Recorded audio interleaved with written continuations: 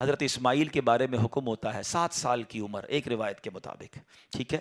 خواب میں آپ کو کہا جاتا ہے آپ نے 3 راتوں تک مسلسل خواب دیکھا کہ اپنے بیٹے کو ذبح کرو. اگین ذرا سمجھیے گا قربانی کا لیول. 99 ایئرس کی دعا کے بعد بیٹا ملا ہے. پہلے حکم ہوا صحرا میں چھوڑ کے آ جاؤ، آپ چھوڑ کے آ گئے ہیں. کتنا بڑا امتحان تھا. اب اس سے بڑا امتحان کہ اب اس کو ذبح کر دو. اچھا اب یہ بھی جنہیں آج آپ کو بہت خوبصورت بات سننے کو ملے گی کہ آپ کو جب 8 ذوالحجہ کی آپ نے خواب دیکھا نا تو آپ کنفیوز رہے کہ شیطان کی طرف سے یا اللہ کی طرف سے خواب ہے. تو یہ جو سوچ بچار ہے نا، سوچ بچار کو کہتے ہیں ترویہ.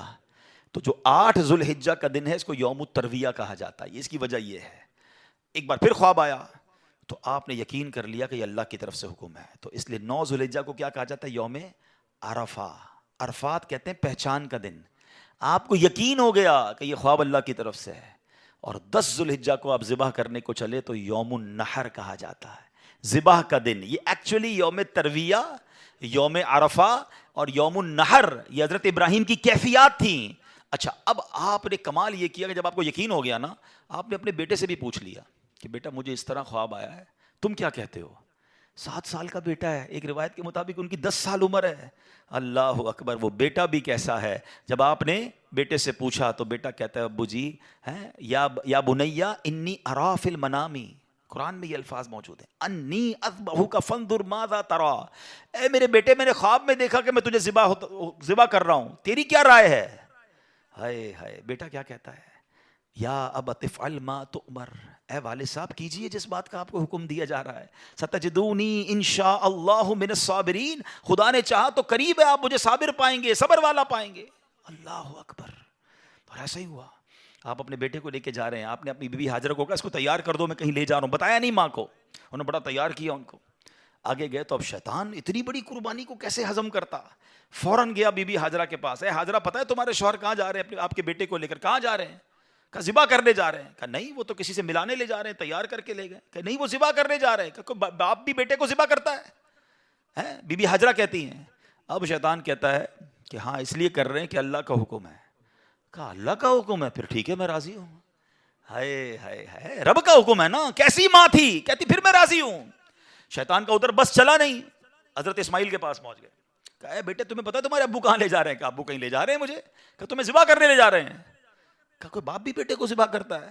کہا ہاں اللہ کا حکم ہے. کہا اللہ کا حکم ہے پھر میں بھی راضی ہوں. سبحان اللہ. اب جب حضرت اسماعیل نے حضرت ابراہیم کو پتہ ہے کیا کہا کہ والد صاحب اب آپ ذبح کرنے لگے نا، 2-3 میری گزارشات ہیں، ذرا مجھے اچھے طریقے سے باندھ دیجیے گا. کہ ایسا نہ ہو کہ جب مجھے آپ ذبح کریں تو میں زیادہ تڑپوں تو میرے خون کے چھینٹے آپ کے کپڑوں پر گریں گے تو آپ کے کپڑے خراب ہو جائیں گے. چھری کو ذرا تیز کر لیجیے گا تاکہ مجھے تکلیف کم ہو. مجھے الٹا لٹا کے ذبح کیجیے گا تاکہ آپ میرا چہرہ نہیں دیکھ سکیں گے. اور ہاں یہ جو میرا کرتا ہے نا میری ماں کو دے دیجیے گا تاکہ اس کو بیچاری کو تسلی ہو جائے. کیا دنیا نے ایسی قربانی دیکھی ہے؟ اب سنو حضرت ابراہیم نے بالکل ویسا ہی کیا. آپ کو باندھ بھی دیا، آپ کو لٹا بھی دیا اور آپ نے چھری چلا بھی دی. چھری کا کام کاٹنا ہے، اللہ چاہے تو چھری نے کام نہیں کرنا نا. آپ نے اپنا کام پورا کر دیا، وہ تو کر چکے جو کرنی بشر کی ہے.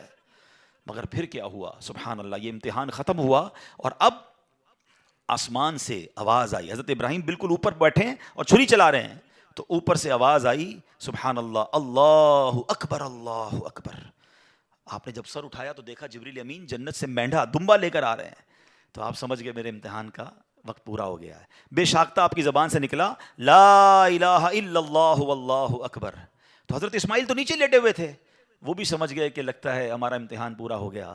وہ کہتے ہیں اللہ اکبر وللہ الحمد.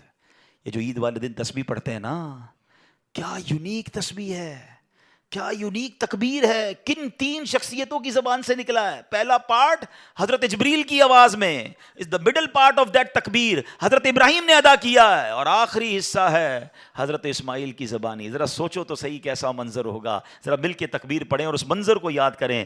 اللہ اکبر اللہ اکبر لا الہ الا اللہ واللہ اکبر اللہ اللہ اکبر وللہ الحمد، اللہ اکبر اللہ اکبر، لا الہ الا اللہ واللہ اکبر اللہ اکبر وللہ الحمد۔ ہمارے بچے، ہماری فیملی قربانی کو ہم نے فیسٹیول بنا دیا ہے، گائے آ رہے ہیں، بکرے آ رہے ہیں، انجوائے ہو رہا ہے، گھوم آ رہے ہیں، پھر آ رہے ہیں، پھر باربیکیو پارٹیاں۔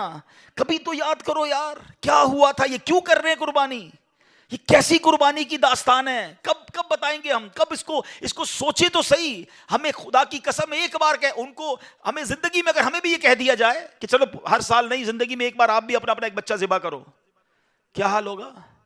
کتنی بڑی آسانی، بکرے کاٹو، گائے کاٹو، خود ہی کھاؤ، انجوائے کرو۔ شریعت نے کتنا آسانی کر دی ہم پر، لیکن اس قربانی کو تو یاد کریں نا۔ اور پھر اس سے سیکھنے کو کیا ملا کہ یہ وہ لوگ تھے کہ جن کی ان واقعات کو پڑھ کر کبھی تو احساس ہو یار کہ کبھی مال کی قربانی دینی پڑے تو میں حاضر، کبھی وقت کی قربانی دینی پڑے تو میں حاضر، کبھی اپنی خواہشات کی، اپنی ڈیزائرز کی قربانی دینی پڑے تو میں اللہ کے لیے دوں گا۔